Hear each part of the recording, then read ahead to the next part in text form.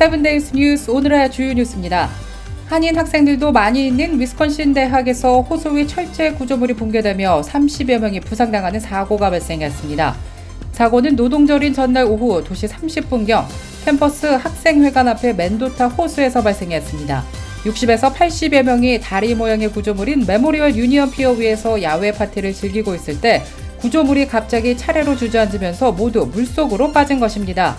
현장 소방국 구조대는 이 가운데 최소 30여 명이 부상당하고 1명은 병원 치료를 받았다며 다행히 심각한 부상자는 없다고 밝혔습니다.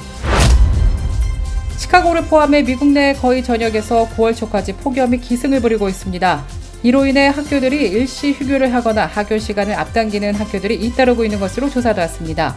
펜실베니아와 미시간주의 여러 교육부에서는 이번 주 극심한 더위 탓에 학생들의 건강이 우려된다며 학교 문을 닫고 온라인 수업 등으로 대체하기로 했습니다.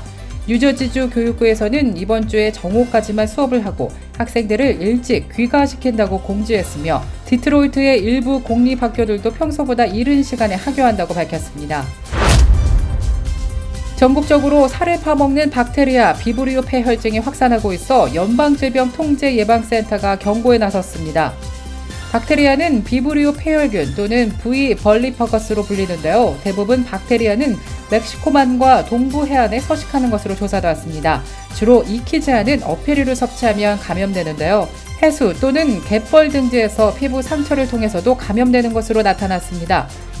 CDC는 비브리오 폐혈균의 잠복기가 짧다고 경고하면서 출혈성 수포가 동반 또는 비동반된 피부 괴사, 연조직 감염이 특징이라며 이런 경우 수술을 통한 조직 제거가 필요하다며 각별한 주의를 요구했습니다. 학자융자금 이자가 9월 1일부터 다시 부과되고 10월 1일부터 매월 상환이 재개됩니다. 학자융자금 관리회사들이 바뀌었기 때문에 새로운 관리회사로부터 오는 통지서와 청구서를 잘 살펴봐야겠습니다. 10월부터 월 상환을 재개해야 할 것으로 권고되고 있는데요. 팬데믹 동안 멈췄던 학자융자금의 이자 부과와 월 상환이 재개된 것입니다. 지난 9월 1일부터는 학자융자금에 대한 보통 3% 또는 7% 사이 이자가 부과되기 시작했으며 오는 10월 1일부터는 학자융자금의 매월 상환이 재개됩니다. 자동차 보험료가 크게 오르고 있습니다. 이로 인해 보험 가입을 포기하는 주민들이 늘어나고 있는 것으로 조사됐습니다.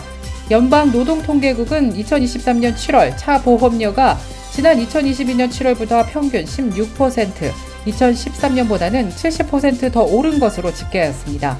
보험업계에서는 자동차 수리비와 정비소 노동자 임금, 중고차 가격 모두 크게 오르면서 보험료를 인상할 수밖에 없다는 입장을 내비쳤습니다. 전문가들은 자연재해가 자주 발생하는 지역에서 보험료가 눈에 띄게 인상됐다면서 보험사들이 홍수 등 자연재난으로 입을 손실을 만회하려고 차 보험료를 올렸다고 분석하고 있습니다. 이상 오늘의 주요 뉴스입니다.